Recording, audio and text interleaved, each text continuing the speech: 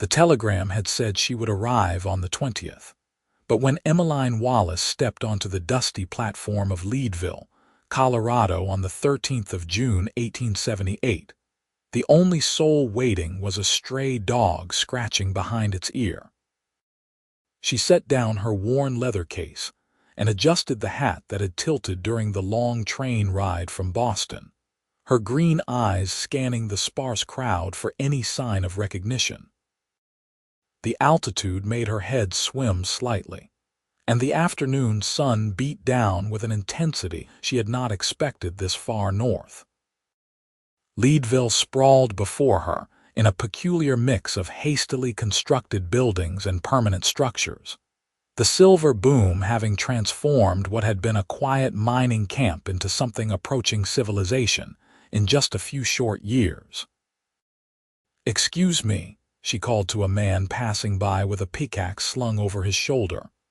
"Could you direct me to the Barrett Ranch?" The miner stopped, looking her over with curiosity. "Barrett Place. That would be about 6 miles northeast of town, miss. You got someone meeting you." "I thought so," Emmeline admitted, feeling the first flutter of uncertainty in her stomach.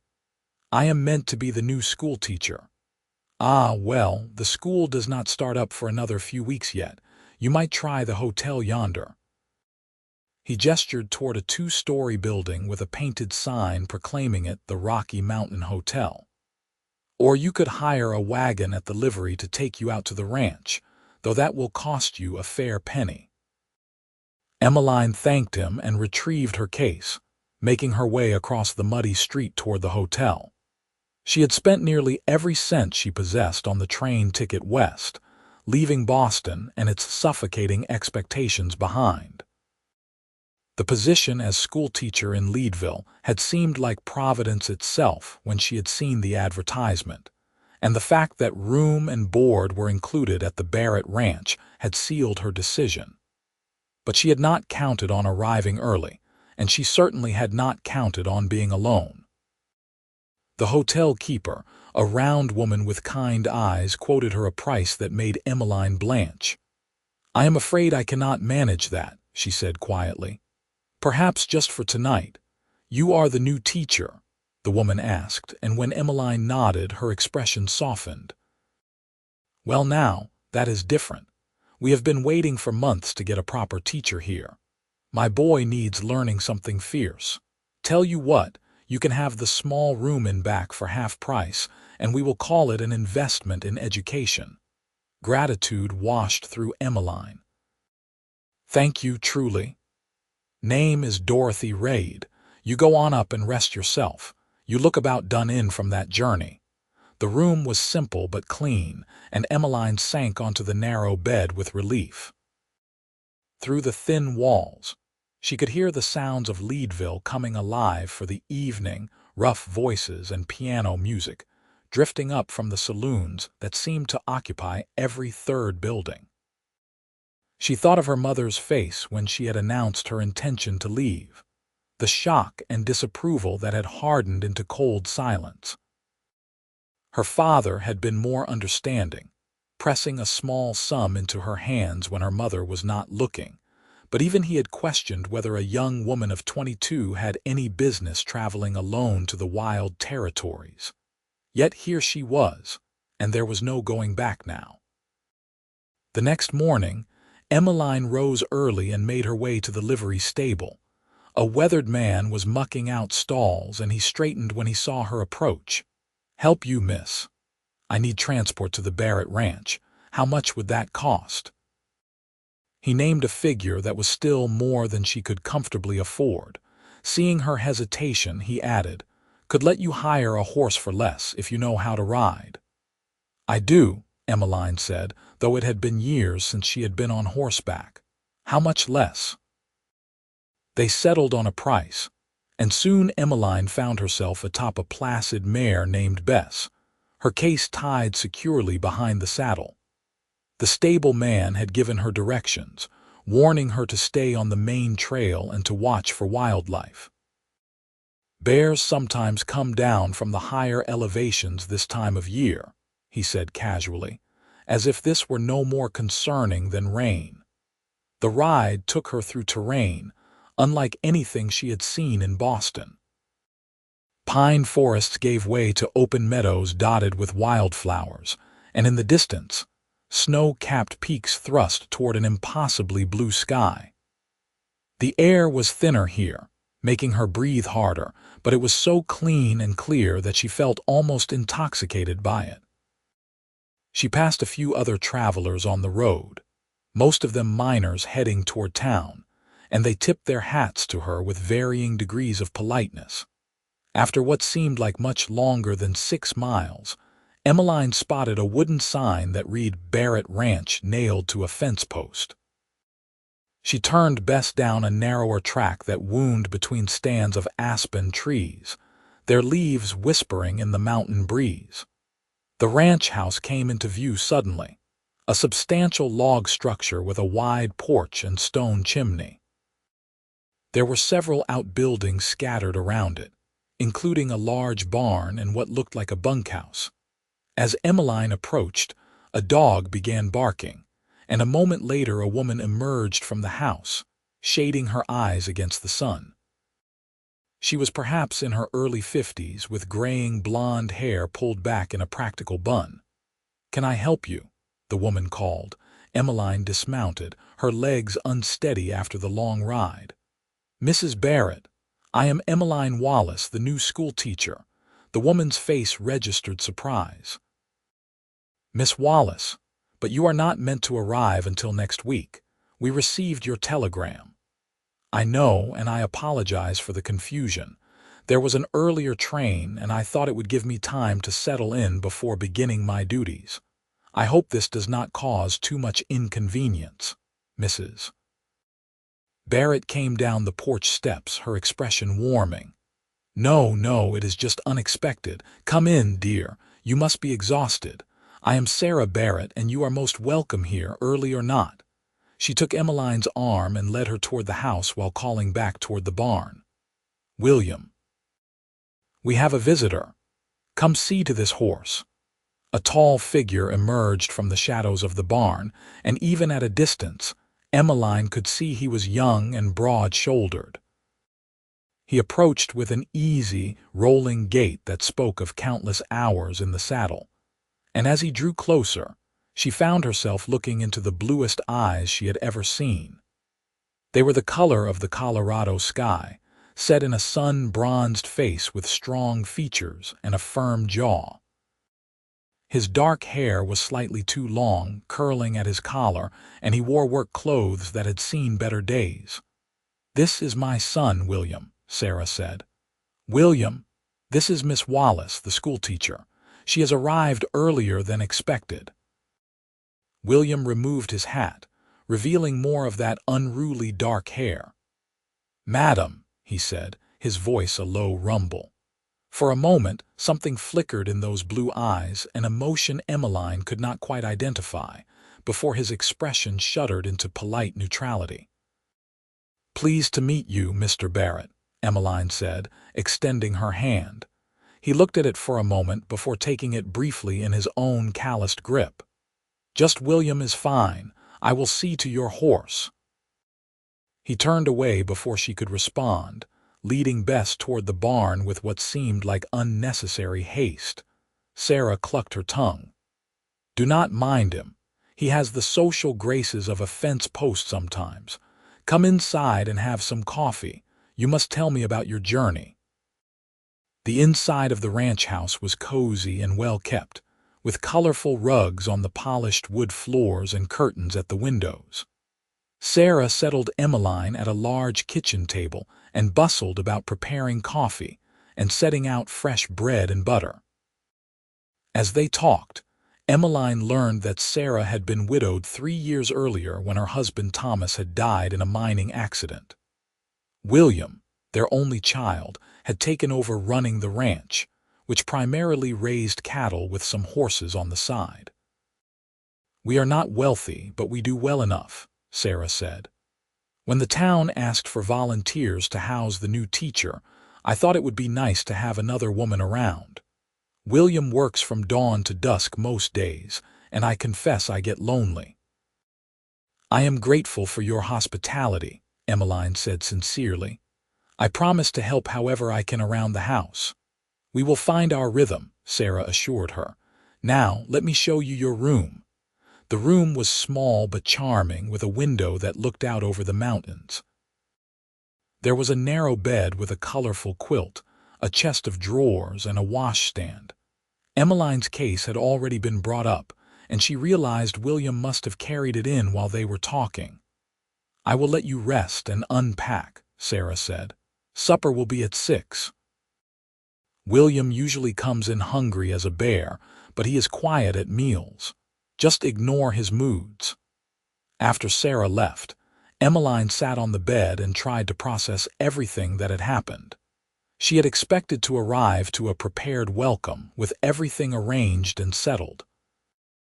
Instead, she was a week early, and the son of the house seemed less than thrilled about her presence. She thought of the way William had looked at her, that brief moment when something had shone in his eyes before he locked it away. She unpacked methodically, hanging her few dresses in the small wardrobe and arranging her books on the windowsill. Most were teaching primers and readers, but she had also brought her favorite volumes of poetry and a novel or two for her own enjoyment. When everything was put away, she washed her face and hands in the basin and changed into a fresh dress, a simple blue cotton that brought out the green in her eyes. At supper, William was indeed quiet. He sat across from Emmeline at the table, eating steadily while Sarah kept up a stream of cheerful conversation about Leadville and the families whose children would be attending school. Emmeline tried not to stare at him, but she found her gaze drawn to his hands as he handled his knife and fork with surprising delicacy for someone so large. There was a scar across his right knuckles, white against his tanned skin. "Will you be attending the church social on Sunday, Miss Wallace?" Sarah asked. "It would be a fine way to meet everyone." "I would like that very much," Emmeline replied. William spoke for the first time. "I will not be able to take you. I have to ride out to check the upper pasture fence." "I can take her in the wagon," Sarah said mildly. "You work too hard, William. A Sunday off would not hurt you." "The cattle do not take Sundays off," he said, not looking up from his plate. An awkward silence fell, and Emmeline searched for something to say. "Have you always ranched, William?" He finally met her eyes, and again she saw that flicker of something before he looked away. "Mostly. Did some prospecting for a time, but it did not suit me. I prefer honest work." "Ranching is not honest work," Emmeline asked, confused. "It is." Prospecting was not, at least not the way most do it. Too much hoping and not enough sense. He pushed back from the table. "Thank you for supper, Ma. I have some work to finish in the barn." He was gone before Emmeline could respond, the door closing firmly behind him. She looked at Sarah uncertainly. "Did I say something wrong?" Sarah sighed. "No, dear. William is just particular about his privacy. He was engaged once, about 2 years back, to a girl from Denver. She came out here all excited about ranch life, or so she said. Lasted about 3 months before she decided this was too rough for her and went back to the city. She wrote him a letter saying she had made a mistake, that she could not live this kind of life." Sarah shook her head. It hurt him more than he let on. Since then, he has been wary of women from back east who think they know what they are getting into. Emmeline felt a flush of indignation. "I am not some flighty girl. I came here to teach, to make a life for myself. I know that, and I think William will come to know it too. Just give him time. He is a good man, my son, but he has been wounded, and wounded creatures tend to bite." Over the next few days, Emmeline settled into a routine at the ranch. She helped Sarah with household tasks, learning to cook on the massive iron stove and to manage the chickens that roamed the yard. She explored the immediate area around the ranch house, always careful not to wander too far, marveling at the wildness of the landscape. and she watched William, though she tried not to be obvious about it. He was up before dawn every day, and she would hear him moving around downstairs, the quiet clink of the coffee pot and the creak of the door as he headed out to begin his work. Sometimes she would catch glimpses of him during the day, riding out to check on cattle or mending fences near the house. He moved with an economy of motion that spoke of deep familiarity with every task, and there was something almost graceful about the way he handled the horses, but he barely spoke to her. At meals, he answered direct questions with polite brevity, and otherwise kept his attention on his food. He never met her eyes for longer than necessary, and he seemed to find excuses to be elsewhere whenever she entered a room. On Saturday afternoon, Emmeline was sitting on the porch reading when she heard a commotion from the direction of the barn. She looked up to see William struggling with a large black horse that was rearing and plunging, fighting the lead rope. Without thinking, Emmeline set down her book and hurried across the yard. "Can I help?" she called. "Get back," William said tersely, his attention on the horse. "He is not safe right now." But Emmeline could see the problem. The horse had gotten tangled in the rope, and the more it fought, the tighter the rope became around its legs. Without hesitation, she moved to the animal's head, speaking in a low, calm voice she had learned from her father, who had kept horses when she was a child. "Easy now, easy. No one is going to hurt you. You are just scared and tangled up, but we will fix it." The horse's ears flicked toward her, and some of the panic seemed to leave its eyes. She kept talking, nonsense words and soothing sounds, while carefully reaching for the halter. William was watching her now, frozen in place as if afraid any movement might set the horse off again. "If you can get the rope from his legs while I hold him, I think he will settle," Emmeline said quietly. William moved slowly, kneeling to work at the tangle. The horse shifted nervously, but Emmeline kept up her stream of calm talk, her hand steady on the halter. It took several minutes, but finally the rope came free. The horse stood trembling, its sides heaving, but no longer fighting. "There now," Emmeline murmured. "That was not so terrible, was it?" William took the lead rope from her, his fingers brushing hers briefly. "You should not have done that." "He could have hurt you." "But he did not," Emmeline pointed out. "My father kept horses. I know how to handle them." For the first time, William looked at her with something other than wariness or polite disinterest. "You are full of surprises, Miss Wallace. Please call me Emmeline. We are living under the same roof, after all." He seemed to consider this. "Emmeline, then, thank you for your help." It was not much, but it felt like a thaw in the ice that had formed between them. That evening at supper, William asked her about her father's horses, and she told him about growing up on the outskirts of Boston, where her father had worked as a banker, but kept a small stable as a hobby. It was the longest conversation they had had, and Emmeline felt something warm bloom in her chest at the way William's face softened when he talked about animals. Sunday morning dawned bright and clear, and Emmeline dressed carefully for church in her best dress, a deep green that matched her eyes. Sarah drove the wagon into town with Emmeline beside her, pointing out various ranches and landmarks along the way.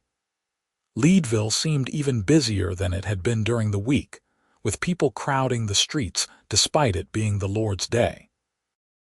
The church was a simple white building with a tall steeple, and it was packed with families. Emmeline felt curious eyes on her as she entered with Sarah, and several people came over to introduce themselves. There was Mr. Henderson, who ran the general store, and his wife Martha, who had 4 children who would be attending school. There were miners and their families, ranchers and townspeople, all mixing together in the pews. The service was straightforward, the minister preaching about the importance of community and looking after one another. Afterward, tables had been set up outside for the social, laden with food that the women had brought. Emmeline found herself surrounded by people wanting to meet the new teacher, asking about her background and her plans for the school. "You are so young," one woman said, not unkindly. "How old are you, if you do not mind my asking?" 22, Emmeline replied. "But I assure you I am well qualified. I attended normal school in Boston and taught for 2 years at a girls' academy there."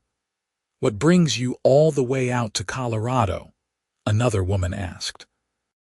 Emmeline hesitated, not wanting to share the full truth of her dissatisfaction with Boston society, her mother's constant pressure to marry well, the suffocating expectations that had made her feel like she was drowning. "I wanted a change," she said simply. "I wanted to do something that mattered." "Well, you will certainly matter here," Martha Henderson said warmly. "Our children need proper education if they are going to make something of themselves." As the afternoon wore on, Emmeline began to relax and enjoy herself. These were good people, hardworking and honest, and she felt more welcomed here in a few hours than she had in years of Boston social events. She was laughing at something Martha had said when a shadow fell across her, and she looked up to see William standing there, his hat in his hands. "I finished early," he said to his mother. "Thought I would come fetch you home."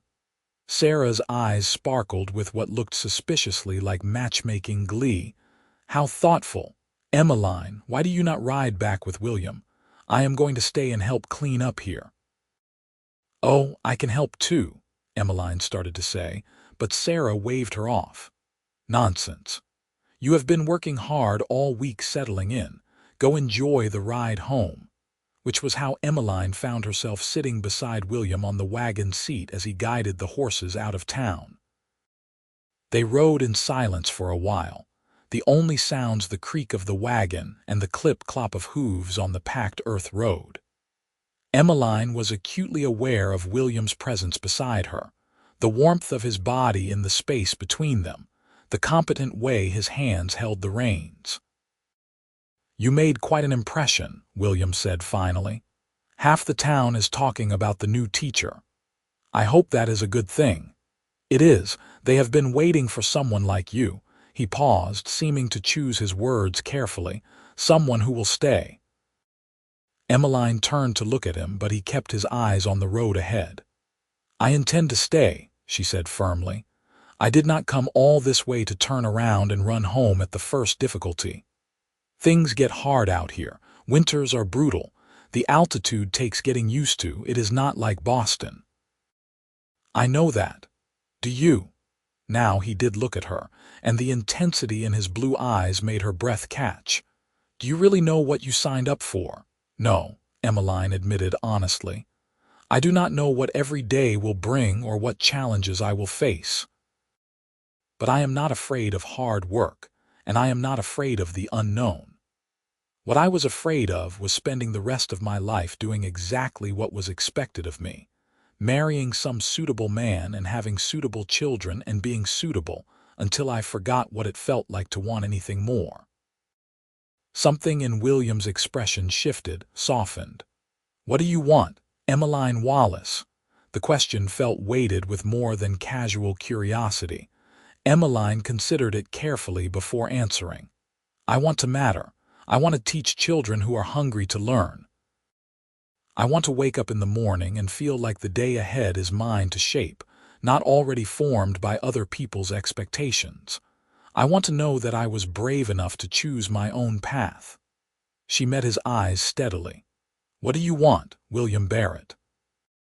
He was quiet for so long she thought he might not answer. Then he said, "I want to build something that lasts. My father started this ranch from nothing, and I want to honor that by making it thrive. I want to look at my land and my cattle and know that I earned every bit of it with honest sweat. And I suppose I want someone who understands why that matters to me, why I cannot just walk away from it even when things get hard." "That does not sound like too much to ask," Emmeline said softly. "You would be surprised." There was old hurt in his voice, carefully controlled but still present. They rode the rest of the way in companionable silence, and when they reached the ranch house, William helped Emmeline down from the wagon with a hand on her waist that lingered just a moment longer than necessary. Their eyes met, and Emmeline felt something electric pass between them, a recognition of possibility. Over the following week, the dynamic between them began to change. William still rose before dawn and worked long hours, but he started joining Emmeline on the porch in the evenings, sitting with her as the sun set behind the mountains. They talked about everything and nothing, about his dreams for the ranch and her hopes for the school, about books and horses and the strange beauty of Colorado. William had a dry sense of humor that caught her off guard, and she discovered she loved the rare sound of his laughter. Sarah watched them with obvious approval, though she was wise enough not to say anything directly. Instead, she created opportunities for them to be together, sending Emmeline to fetch William for meals or asking him to show her various aspects of the ranch. One afternoon, William asked if she would like to ride out to see the upper pasture. "It is beautiful up there," he said, "and the cattle should be grazing by the creek." Emmeline agreed eagerly, and soon they were riding side by side on horses, hers the gentle Bess and his a rangy sorrel gelding named Red. The trail wound upward through pine forests and across meadows ablaze with wildflowers. William pointed out different plants and told her their names, some of them native names he had learned from an old Ute man who sometimes passed through. "The Utes used to hunt all through these mountains," he said, "before the miners came and everything changed. There is still a band that comes through sometimes, trading. They are good people, though most folks in town are afraid of them." "Are you afraid?" Emmeline asked. "No, why would I be? They were here first. We are the intruders." It was the kind of perspective Emmeline had not expected from a rancher, and it made her see William in a new light. He was more thoughtful than she had first realized, more aware of the complicated history of this land. When they reached the upper pasture, Emmeline gasped. A wide valley opened before them, green and lush, with a creek running through it and cattle dotting the landscape. Beyond, the mountains rose in layers of blue and purple, their peaks still tipped with snow. "It is magnificent," she breathed. "It is my favorite place on the ranch," William said. "Sometimes when things get overwhelming, I ride up here just to remember why I do this." They dismounted and walked to the creek, letting the horses drink. Emmeline sat on a flat rock, trailing her fingers in the cold water. William sat beside her, close enough that their shoulders almost touched. "I am glad you came early," he said suddenly. Emmeline looked at him in surprise. "You are. You seemed less than pleased when I first arrived." He had the grace to look sheepish. "I know I was not ready for you. I thought I had another week to prepare myself." "Prepare yourself for what?" "For the possibility of caring about someone again." He picked up a small stone and tossed it into the creek. "After Catherine left, I told myself I was done with that kind of hurt. I would focus on the ranch and not let anyone close enough to leave. And then you stepped off that train a week early and I was not ready." He turned to face her fully, and the vulnerability in his eyes made her heart ache. "But my heart was.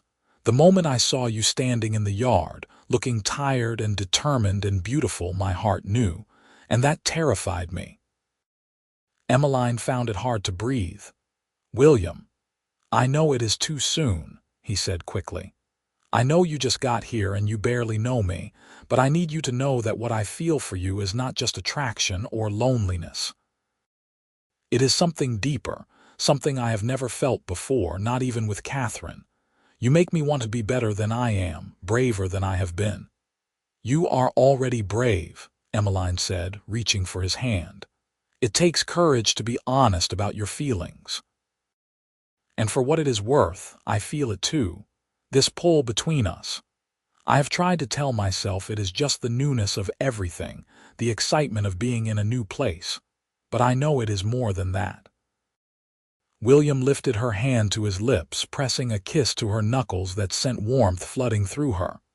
I want to court you properly, Emmeline. I want to do this right. I would like that, she whispered. He cupped her face with his free hand, his thumb brushing her cheek. Can I kiss you? In answer, Emmeline closed the small distance between them, pressing her lips to his. The kiss started gentle, almost tentative, but quickly deepened as William pulled her closer. His mouth was warm and firm against hers, tasting of coffee and something uniquely him. Emmeline felt as if she were falling and flying at the same time, her entire body alive with sensation. When they finally pulled apart, both breathless, William rested his forehead against hers. I have been wanting to do that since the day you arrived, he admitted. Then you should have, Emmeline said, smiling. Where is the fun in doing things the easy way? He teased, and she laughed, the sound echoing across the valley.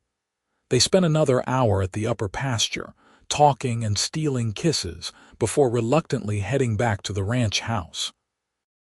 Sarah took one look at their faces when they returned and smiled knowingly, but said nothing, for which Emmeline was grateful. She was not ready to put words to what was happening between her and William, not yet.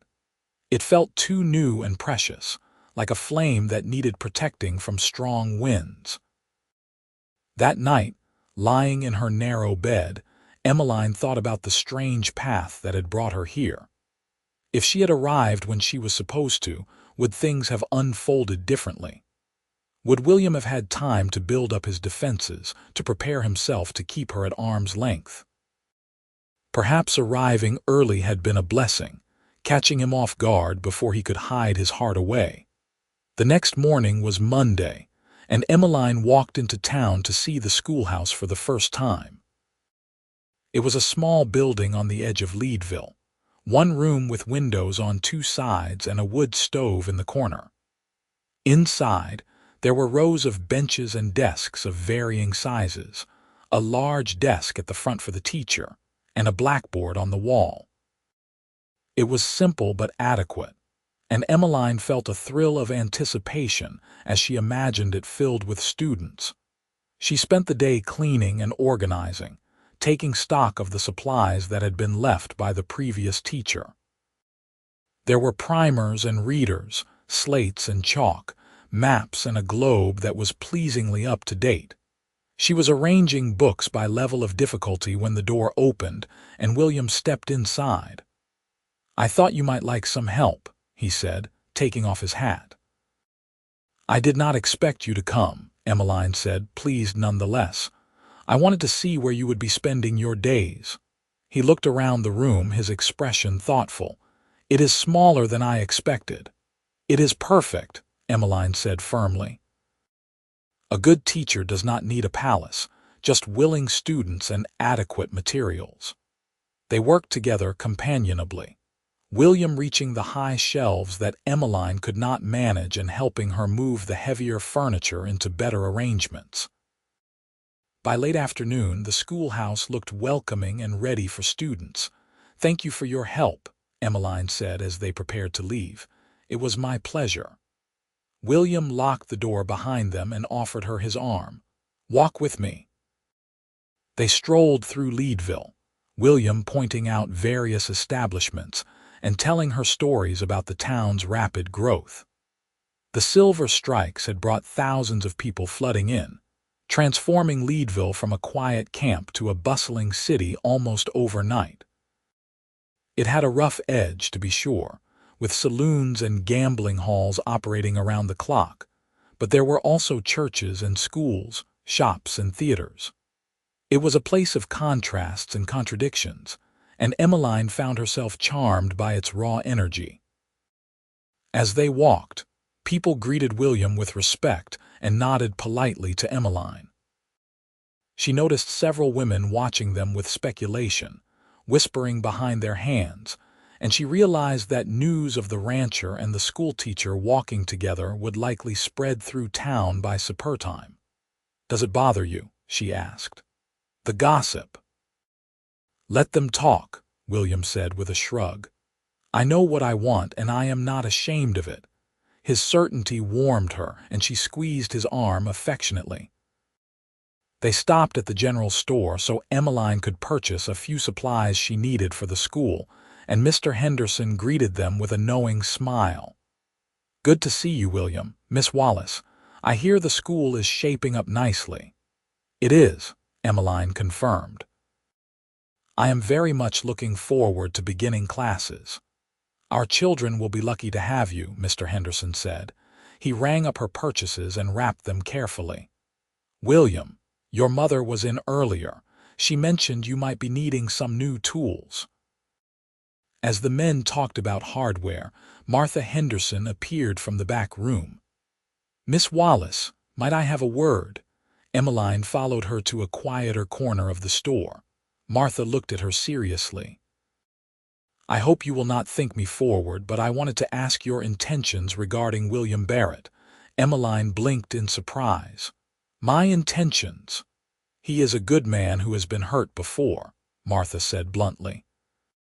"If you are just passing time until something better comes along, it would be kinder to let him be."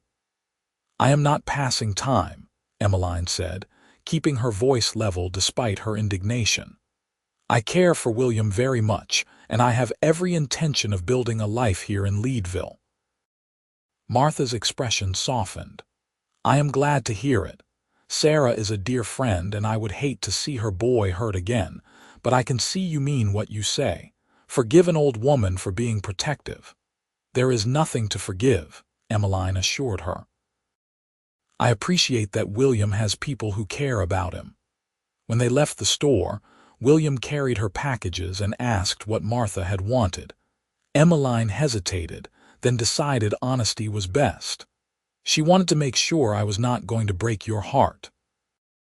William stopped walking, his expression unreadable. "What did you tell her?"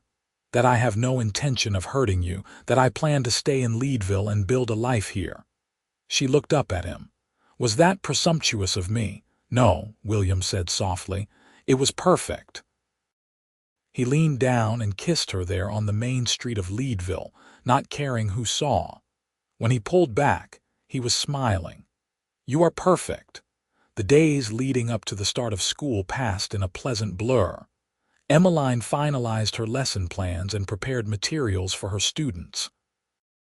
William continued his work on the ranch, but he made time every day to be with her, whether it was an evening ride or simply sitting together on the porch as the stars came out.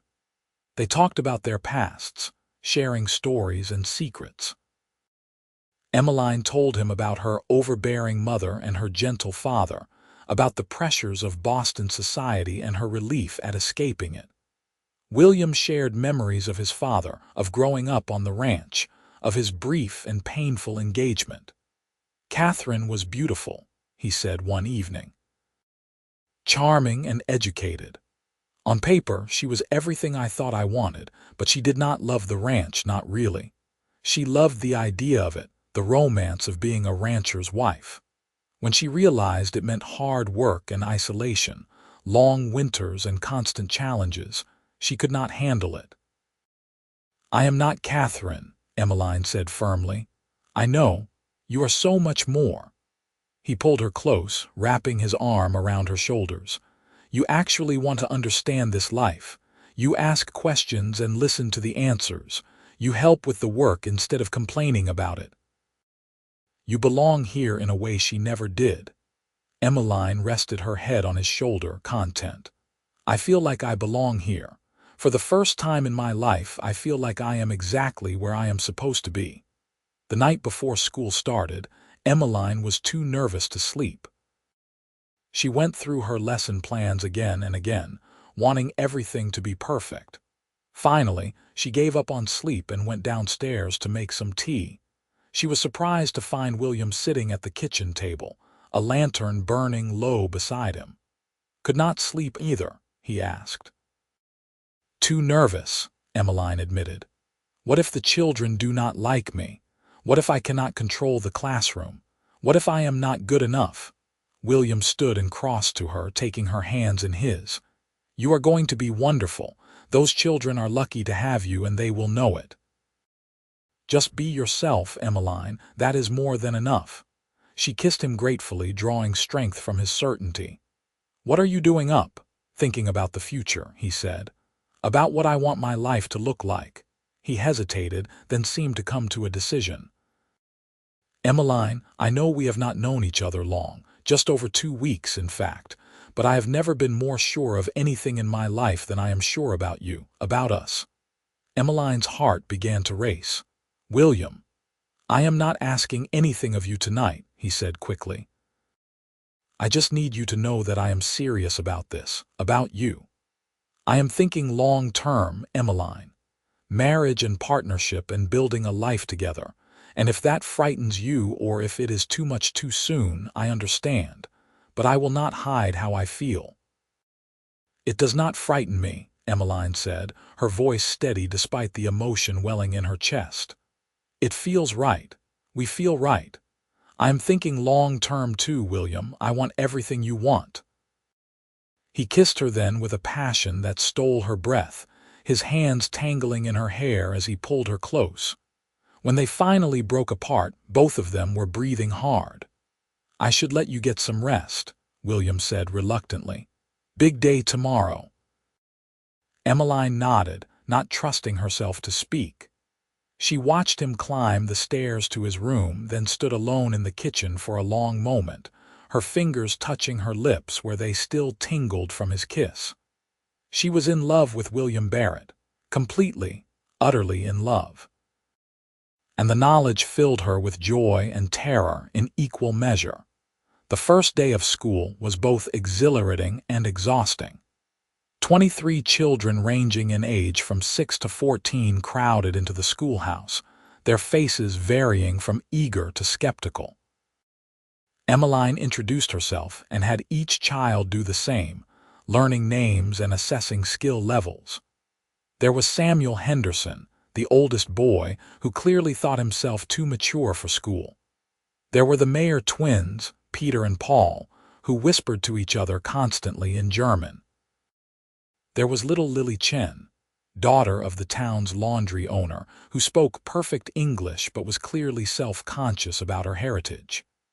There was Danny O'Brien, a red-haired scamp who reminded Emmeline of her own mischievous younger cousin. By the end of the day, Emmeline's head was spinning, but she felt a deep sense of satisfaction. She had connected with her students, established basic rules, and begun to assess where each child needed the most help. As she locked up the schoolhouse, she saw William waiting with the wagon. "How did it go?" he asked as he helped her up. "It was wonderful," Emmeline said, unable to keep the excitement from her voice. "Challenging, but wonderful. The children are so eager to learn, William. Even the ones who act tough, I can see it in their eyes. They want to know things, to understand the world beyond Leadville." William listened as she talked about each student, sharing funny moments and small triumphs. His attention never wavered, and Emmeline felt cherished in a way she never had before. This man genuinely cared about what mattered to her, celebrated her successes as if they were his own.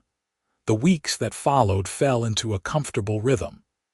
Emmeline taught during the day, pouring her energy into her students and watching them blossom under consistent instruction. In the evenings, she helped Sarah with household tasks and spent precious time with William. He had started teaching her more about ranching, explaining the business side of things and showing her how to assess cattle quality. She found it fascinating, this world of seasons and markets, breeding and land management. On Saturdays, they explored the surrounding area together, William showing her hidden valleys and rushing streams, teaching her to read the land the way he did. On Sundays, they attended church and the social gatherings afterward, becoming an accepted couple in the community's eyes. People started referring to them together, William and Emmeline, as if they were a single unit. One October afternoon, as golden aspen leaves drifted down around them, William took Emmeline back to the upper pasture where they had first kissed. The cattle had been moved to lower ground for the approaching winter, and the valley was empty except for wildlife. They spread a blanket on the ground and sat together, sharing the lunch Sarah had packed. "It will snow soon," William said, looking at the sky. "Maybe next week. The winter comes fast up here." "I am looking forward to it," Emmeline said. "I have never seen a real mountain winter. It can be harsh. We might be snowed in at the ranch for days at a time. The school will have to close when the storms are bad. Then I will have more time to spend with you," Emmeline said, leaning against him. William was quiet for a moment, and Emmeline sensed he had something on his mind. Finally, he shifted so he could look at her directly. "Emmeline Wallace, I have been trying to wait for the proper amount of time to court you the way you deserve. But I cannot wait any longer to ask you what I have been wanting to ask since that first day." He reached into his pocket and pulled out a small box. When he opened it, Emmeline gasped. Inside was a ring, simple but beautiful, with a small diamond set in a gold band. "It was my grandmother's," William said. "The only valuable thing my father brought with him when he came west. He gave it to my mother, and she has been saving it for me to give to the woman I would marry." He took Emmeline's hand, his blue eyes intense. "Marry me, Emmeline. Be my wife, my partner in all things. Help me build this ranch into something that will last. Let me spend the rest of my life making you happy." Tears streamed down Emmeline's face, but she was smiling. "Yes," she said. "Yes, William, I will marry you." He slipped the ring onto her finger and it fit perfectly. Then he kissed her with such tenderness that Emmeline felt her heart might burst. They held each other as the sun moved across the sky, making quiet plans and dreaming out loud about their future. "How soon?" Emmeline asked. "I do not want a long engagement, William. I want to be your wife." "As soon as you are ready," he promised. "Tomorrow, if you wish." They settled on a date 3 weeks away, in early November, before the worst of the winter set in. It would be a simple ceremony at the church with a reception at the ranch. Nothing fancy, but filled with the people they cared about. When they returned to the ranch house that evening, Sarah took one look at Emmeline's glowing face and the ring on her finger and burst into happy tears. "I knew it," she cried, hugging them both. "I knew from the moment I saw you together. Oh, this is wonderful." The news spread through Leadville like wildfire. Emmeline's students were delighted, especially the girls who romanticized the idea of their teacher marrying the handsome rancher. The community rallied around them, offering help with preparations and showering them with good wishes. Martha Henderson took charge of organizing the reception, declaring that Emmeline needed an experienced hand to help her. Together with Sarah, they planned a menu and arranged for decorations. Other women offered to contribute food, and soon it seemed like half of Leadville was involved in the wedding preparations. Emmeline wrote to her parents, telling them about William and the wedding. She knew her mother would be horrified that she was marrying a rancher instead of a Boston gentleman, but she hoped her father at least would understand. She was surprised when, 2 weeks later, she received a response.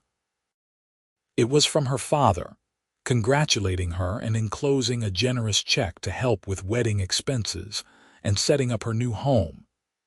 He wrote that while her mother was disappointed, he himself was proud of her for finding her own path and making a life that mattered to her. The money allowed Emmeline and William to purchase some new furniture for the ranch house, as they would be taking over the master bedroom while Sarah moved to a smaller room. They bought a beautiful bed frame and a wardrobe, a comfortable armchair for reading, and new curtains for the windows. Emmeline felt like she was truly making a home, putting down roots in a way she never had in Boston. The The night before the wedding, as tradition dictated, Emmeline stayed in town at the hotel with Sarah and Martha. They sat up late talking and laughing, Sarah sharing stories about William as a boy and Martha offering advice about marriage. Emmeline felt surrounded by love and support, and any nervousness she might have felt was overwhelmed by excitement. The wedding day dawned clear and cold, a perfect November morning. Emmeline dressed in the new gown she had made with Sarah's help, a simple but elegant design in cream-colored wool that would be practical for wear afterward. Sarah arranged her hair, weaving in small flowers that Martha had somehow managed to preserve from her autumn garden. When Emmeline entered the church on Martha's arm, her breath caught at the sight of William standing at the front. He wore a new suit, his dark hair neatly combed for once, and the look on his face when he saw her was one of pure wonder. She walked down the aisle feeling like she was floating, unable to take her eyes off the man who was about to become her husband. The ceremony was simple but moving. They spoke traditional vows, promising to love and honor each other for all their days. When the minister pronounced them husband and wife, William kissed her with such joy that the whole congregation burst into applause and laughter. The reception at the ranch was a lively affair. There was music and dancing, food and drink, toasts and well wishes. Emmeline danced with William with Sarah, with her students' fathers and the men from town. She felt like her face might crack from smiling, but she could not stop. This was her community now, these people who had welcomed her and accepted her as one of their own. As the sun began to set, painting the mountains in shades of pink and gold, William pulled her aside. Ready to slip away, Mrs. Barrett, the name sent a thrill through her. More than ready, Mr. Barrett. They snuck out while the party was still going strong, Sarah giving them a knowing wink as they disappeared. William had prepared the master bedroom earlier, lighting candles and building up the fire so the room was warm and inviting. They stood together by the window, looking out at the darkening landscape. "I love you, Emmeline Barrett," William said, wrapping his arms around her from behind. "I love you, William," she replied, leaning back against his solid warmth. "More than I knew it was possible to love someone." He turned her to face him, his hands gentle as they began to unfasten the buttons of her dress. "Are you nervous?" "A little," Emmeline admitted. "But mostly I am just happy, so incredibly happy." They made love slowly and tenderly, learning each other's bodies with care and wonder. Afterward, they lay tangled together in the big bed, talking quietly until sleep claimed them. Emmeline had never felt so complete, so utterly at peace with her choices and her life. Winter settled over Colorado with determination, bringing snow that piled high around the ranch house and winds that howled down from the peaks. School had to close for 2 weeks in December when a blizzard made travel impossible, and Emmeline found herself snowed in with William and Sarah. Rather than feeling trapped, she relished the forced intimacy, the long evenings by the fire, the mornings waking up in William's arms while snow fell silently outside. William taught her to play chess, and they had epic matches that lasted for days.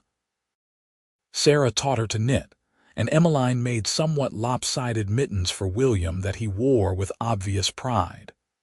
They read aloud to each other from books, did jigsaw puzzles, and talked about everything under the sun.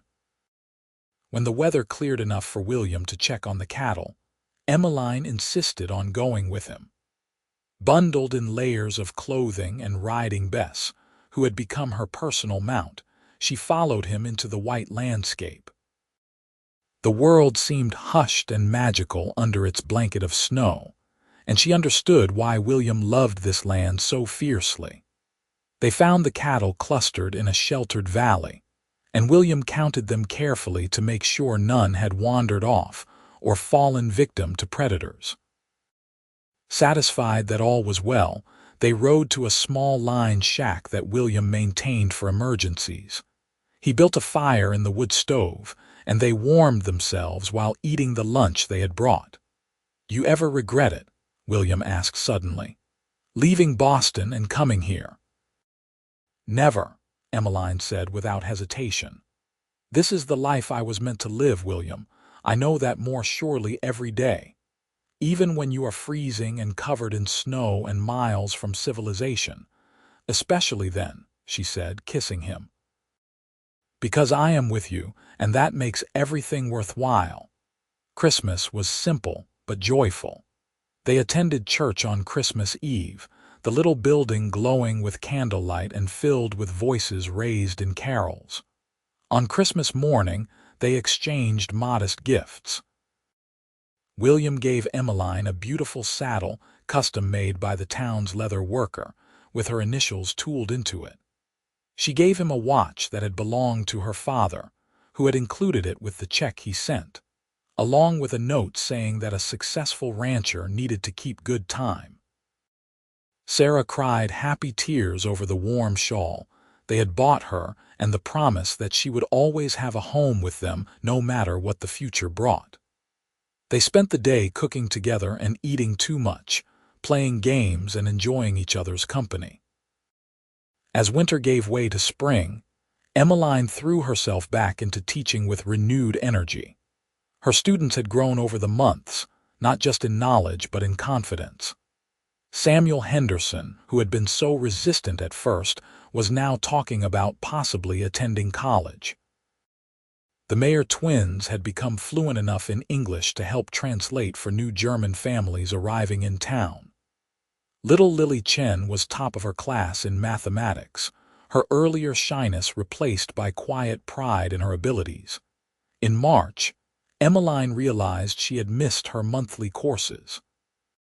She said nothing to William at first, not wanting to raise hopes in case she was wrong. But when another month passed, she could no longer deny what was happening. She was carrying William's child, she told him one evening as they sat on the porch watching the sunset.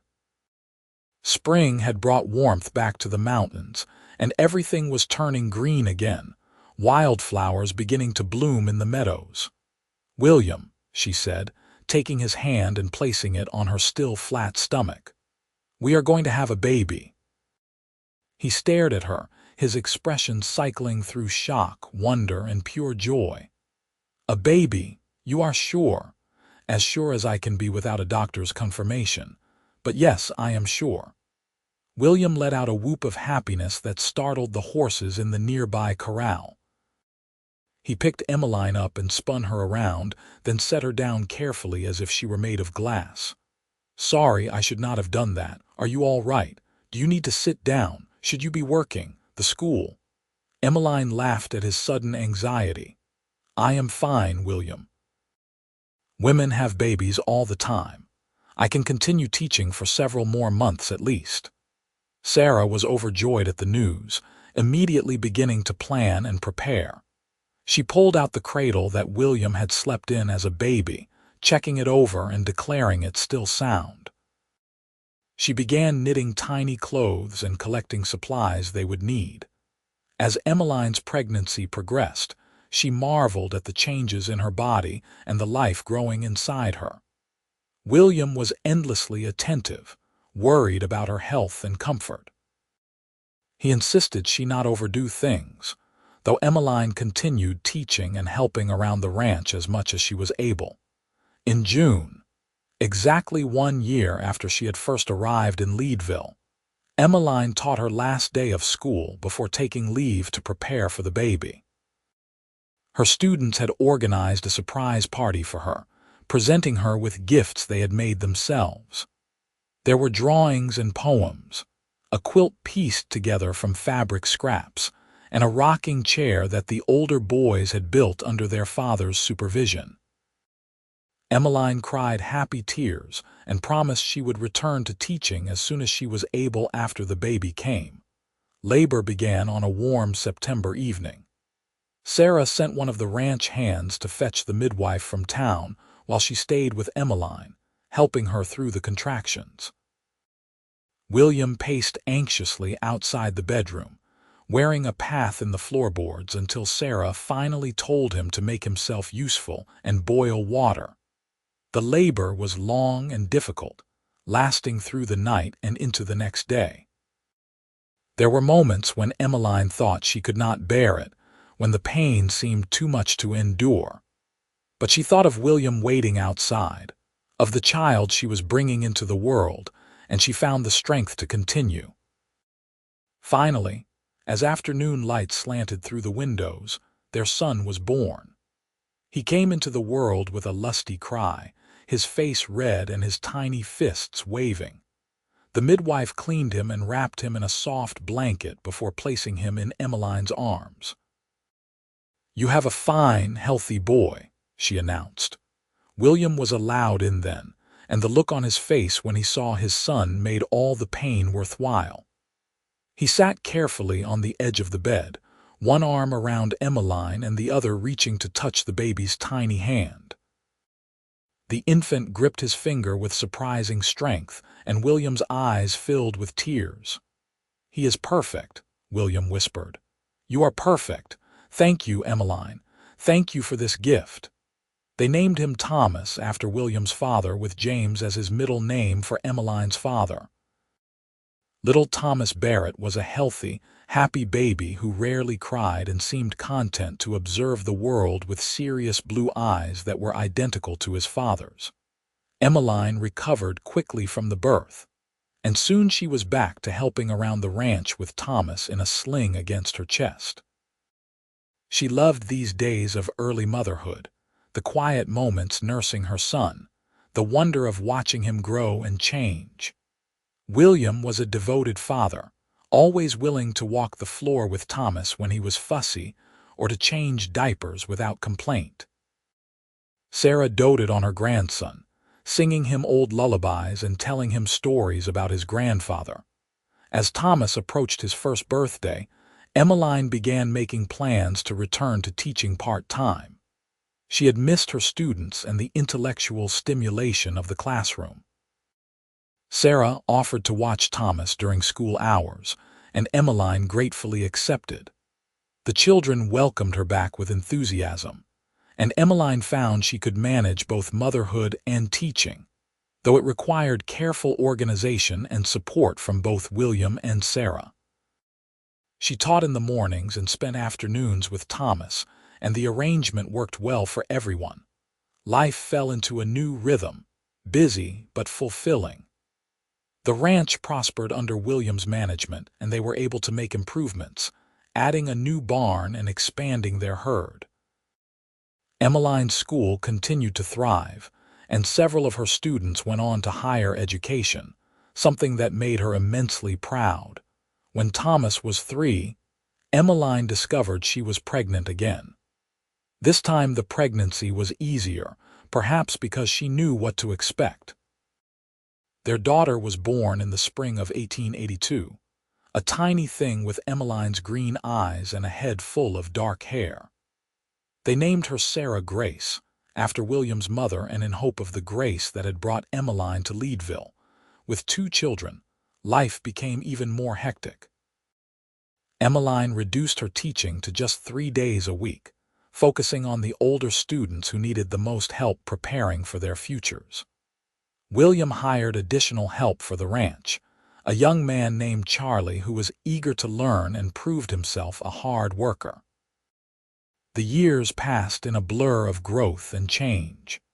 Thomas grew into a serious, thoughtful boy who loved horses and showed signs of having his father's gift with animals.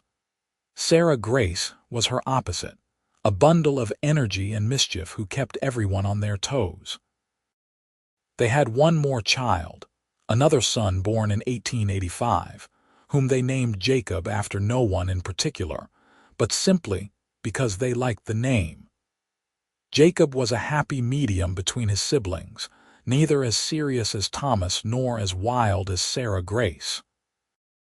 Emmeline continued to teach, though as her children grew, she found herself pulled in many directions. She had become an important part of the Leadville community, serving on the school board and organizing events to raise money for improvements. William's ranch had become one of the most successful in the area, and he had gained a reputation for fair dealing and quality cattle. In the summer of 1890, they received news that Emmeline's father had passed away peacefully in his sleep. Her mother had died 2 years earlier, and they had been reconciled enough by letter for Emmeline to mourn her, though they had never seen each other again after Emmeline left Boston. Her father left her a substantial inheritance, recognizing in his will that she had made a success of her life despite choosing an unconventional path. "What do you want to do with it?" William asked as they sat together reviewing the lawyer's letter. "I want to build a proper school," Emmeline said immediately. "Something bigger, with multiple rooms so we can separate students by age and ability, with a library and supplies and everything children need to get a real education." William smiled. "Then that is what we will do." The new school was built over the following year, a source of pride for the entire community. It had 3 classrooms, a small library, and even an indoor pump for water. Emmeline hired 2 additional teachers, younger women who reminded her of herself at 22, full of ideals and determination. She became the principal, overseeing the school's operation while still teaching the oldest students herself.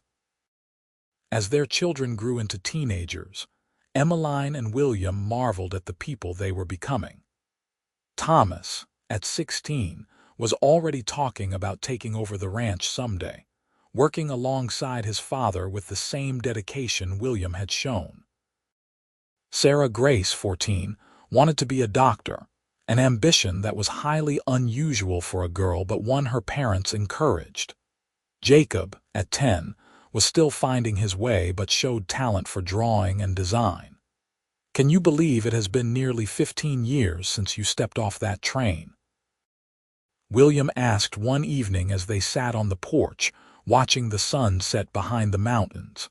"It feels like yesterday and a lifetime ago all at once," Emmeline said, leaning against him. "I was so nervous that day, so uncertain about what I was doing." "You arrived a week early," William said with a smile. "I was not ready for you." "But your heart was," Emmeline finished, the phrase that had become their private joke over the years. "And thank goodness for that, because my heart knew too, even if my head was still catching up." They sat in comfortable silence, hands intertwined, watching the familiar landscape painted in shades of gold and purple. So much had changed since that June day in 1878, yet so much had stayed the same. The mountains still stood eternal and beautiful.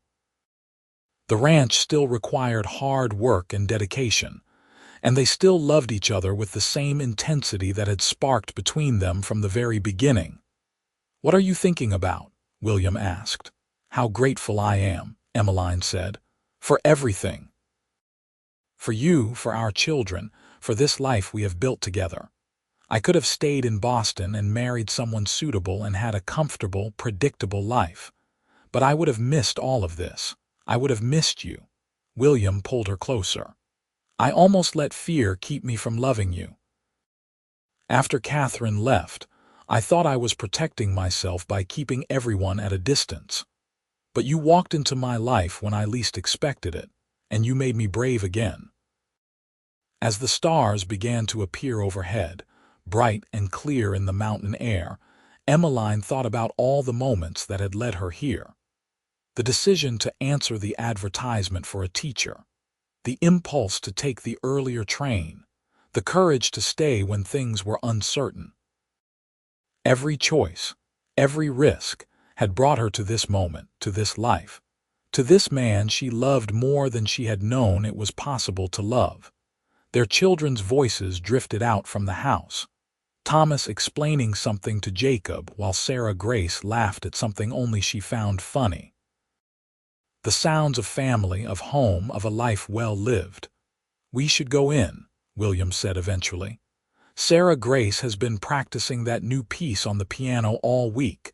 She will want to perform it for us." "In a minute," Emmeline said, not ready to move yet. "Let me enjoy this moment just a little longer." So they sat together as the darkness deepened and the air grew cool, two people who had found each other against all odds and built something lasting. A love story that began with a woman stepping off a train too early, and a man whose heart was ready even when he was not. A story that had unfolded over years of hard work and dedication, of challenges met and overcome, of children raised and dreams fulfilled. And when they finally went inside to their children and the warm light of home, it was hand in hand, partners in all things, exactly as they had promised to be on that November day so many years before. The Wild West was changing, becoming more civilized with each passing year, but here in the mountains of Colorado, Emmeline and William had created their own small corner of paradise, built on love and trust and the courage to take risks when it mattered most. As Sarah Grace played her piano piece, her fingers flying over the keys with more enthusiasm than accuracy, Emmeline caught William's eye across the room. He winked at her, and she smiled back, thinking how perfect this imperfect life was. How grateful she was for every moment, even the difficult ones, because they had brought her here. That night, as they lay in bed with William's arms around her, Emmeline whispered into the darkness, "I would do it all again, you know. Every single moment exactly the same. Even arriving early and finding no one to meet you," William asked, his voice warm with affection. "Especially that," Emmeline said, "because it meant I got an extra week with you, an extra week before the rest of our lives began." William kissed her temple. "Every day with you is a gift, Emmeline Barrett, from that first moment until this one and all the moments still to come." They fell asleep like that, wrapped in each other's arms, secure in the love they had built and the future they would continue to create together. Outside, the mountains stood watch as they had for millennia, witnesses to countless human dramas and love stories. But none, perhaps, quite as sweet as the tale of the schoolteacher who arrived early, and the cowboy who was not ready but whose heart knew exactly what it wanted. The years continued to unfold with their mixture of joy and challenge. Thomas did indeed take over more responsibility for the ranch, working alongside his father and implementing new techniques he learned from agricultural journals. Sarah Grace went east to study medicine, one of only a handful of women in her program, writing letters home filled with excitement about her studies and determination to prove herself. Jacob discovered a talent for architecture and began designing buildings, starting with improvements to the ranch and eventually taking commissions from others in Leadville. As William and Emmeline moved into their 50s, they found themselves with more time for each other again. The children were grown and pursuing their own paths, though they all remained close to home, drawn back by the love and stability their parents had created. Sarah the elder had passed away peacefully in her sleep at 78, having lived to see all her grandchildren grown and successful. "We should take a trip," William said one evening. "Go see some of the places we have always talked about but never made time for." "Where would you want to go?" Emmeline asked, intrigued. "California, maybe, see the ocean, or down to New Mexico, see some different country." They did take that trip, traveling by train through landscapes both familiar and foreign. Emmeline marveled at how much easier travel had become since her journey west all those years ago. They visited San Francisco and stood on the beach watching waves crash against the shore, so different from the mountains they called home. They went to Santa Fe and explored the old Spanish missions, learning about history and cultures that predated the American West they knew. But they were both glad to return to Leadville, to the ranch and the mountains and the life they had built. Home, Emmeline realized, was not just a place but a feeling, and she felt it most strongly in William's arms, looking out at the familiar peaks. Thomas married a local girl, the daughter of another rancher, and they gave William and Emmeline their first grandchild, a daughter named Emmeline after her grandmother. The joy of holding that tiny baby, seeing her son become a father, watching William interact with his granddaughter with such tenderness, filled Emmeline with a contentment so deep, it sometimes brought tears to her eyes. Sarah Grace returned from medical school with her degree and opened a practice in Leadville, becoming the first female doctor in the area. She faced skepticism and outright hostility from some, but she persevered, eventually winning over even her harshest critics through competence and compassion. She married late, at 35, to a fellow doctor she met at a medical conference, and they had one child, a son who showed every sign of being as stubborn and brilliant as his mother. Jacob married young to a girl he had known since childhood, and they had 3 children in quick succession, filling their house with noise and laughter. His architectural business thrived, and buildings he designed began to dot the landscape of Leadville and surrounding towns. William and Emmeline found themselves at the center of a growing family, with children and grandchildren filling the ranch house for holidays and celebrations. The long table William had built years ago was expanded again and again to accommodate everyone, and still people had to squeeze together to fit. "This is what I dreamed of," William said one Thanksgiving as they looked around at their gathered family. "When I was alone and hurting, wondering if I would ever find happiness again, this is what I dreamed of: family and love and permanence. We built it together," Emmeline reminded him. "Every choice, every challenge, every moment of doubt or fear. We faced it all together, and this is what we created." As they moved into their 60s, they began to slow down.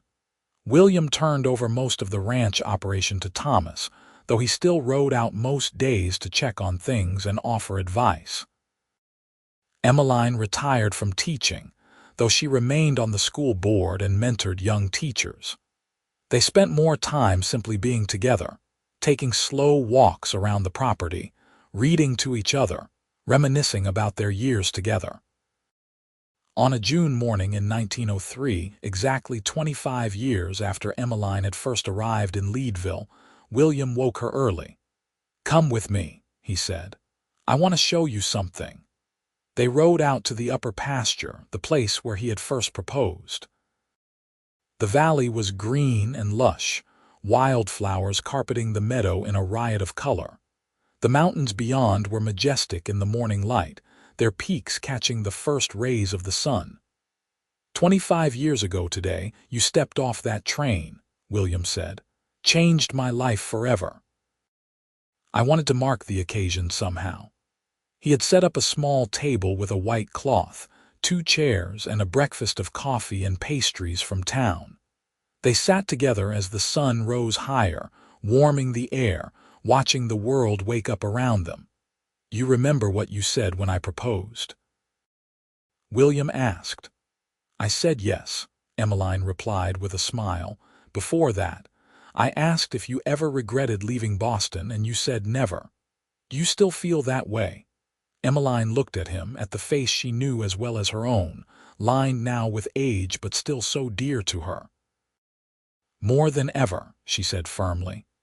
"This life, this love, our family, everything we have built together, it is worth more than all the comfort and security Boston could have offered. I have lived, William, really lived. And it is all because I was brave enough to get on that train, and you were brave enough to love me despite your fears." William took her hand, his grip still strong despite the arthritis that had begun to plague his fingers. "I love you, Emmeline Barrett. More now than the day I married you, if that is even possible." "It is possible," Emmeline said, tears streaming down her face. "Because I love you more now, too.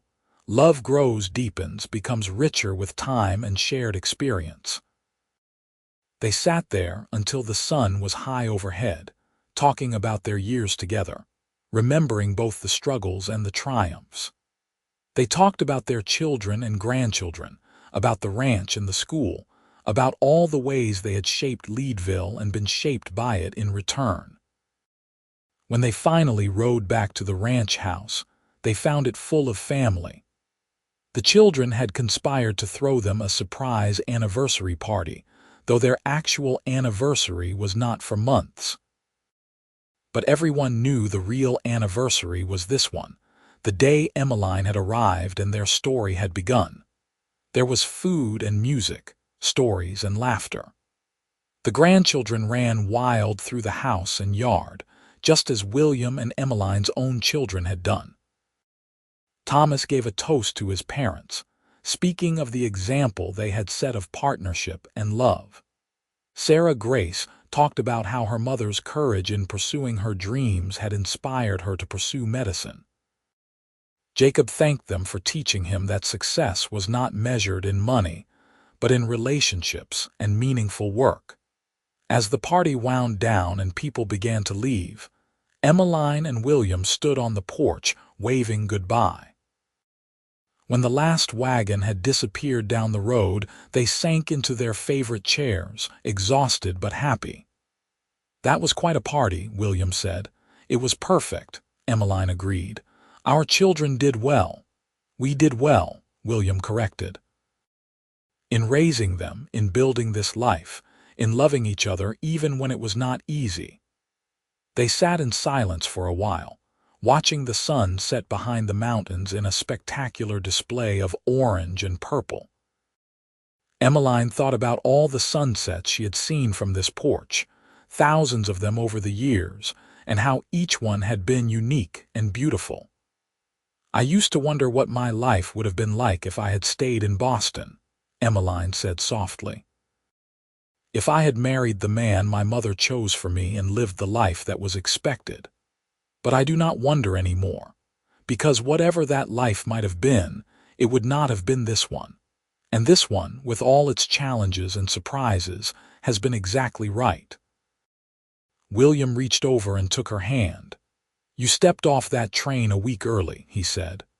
"I was not ready, but my heart was. Best thing that ever happened to me, Emmeline, the very best thing." As darkness fell and the stars came out, they remained on the porch, hand in hand, two people who had built a lifetime together. A cowboy and a schoolteacher, brought together by chance and bound by choice, their love story written across the years in moments both grand and small. The Wild West they had known was fading into history, replaced by a more settled, civilized society. But here in the mountains of Colorado, on a ranch built with sweat and love, their legacy would continue. In the children they had raised, the students Emmeline had taught, the community they had served, the land they had stewarded. Their love story, born of courage and nurtured through decades of partnership, had created ripples that would extend far beyond their own lives. And as they finally went inside for the night, William's arm around Emmeline's waist and her head resting on his shoulder, they both knew with certainty that they had lived well and loved deeply. The schoolteacher who arrived early and the cowboy who was not ready had found their happily ever after, not in a single moment but in countless moments strung together across 25 years and continuing still. Their story was complete, yet it continued in the lives of their descendants, in the buildings that stood because of their work, in the memories of all who had known them. A testament to the power of taking risks, of opening one's heart to love even after hurt, of building something lasting one day at a time. And every June 13th, for as long as they both lived, William would take Emmeline back to that upper pasture, would set up a simple breakfast, and they would toast to the day she stepped off the train too early and changed both their lives forever.